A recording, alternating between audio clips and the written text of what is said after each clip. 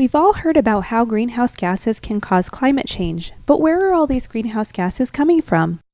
Have you ever calculated your own personal carbon footprint and wondered if one individual's efforts can really make a difference? Let's focus on carbon dioxide. Humans and other oxygen-breathing animals exhale carbon dioxide, but this is roughly balanced by the amount that's taken in by plants during photosynthesis. Think about it this way. A cow eats grass or hay that originally had been using carbon dioxide for its growth. When the cow breathes out carbon dioxide, it is roughly the same amount that the plant originally took in from the atmosphere.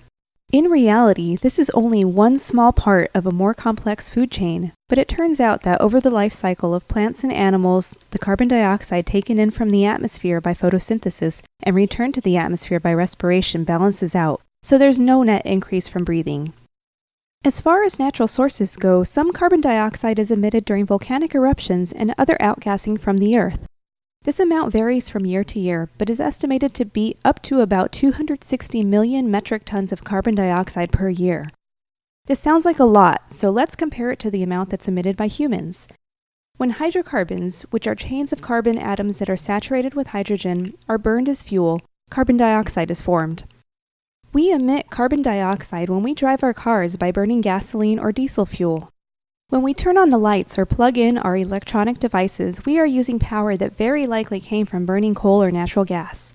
When we cook our food, we might fire up our natural gas or electric stove or use a propane grill. The things that we buy and fill our homes with were produced in factories that required power to operate and may have been shipped across the world on ships or airplanes burning fuels to reach us. The one connection between all of these activities that we do every single day is energy. In contrast to the 260 million metric tons of carbon dioxide emitted by the Earth, the amount emitted by humans is a staggering 36 billion metric tons.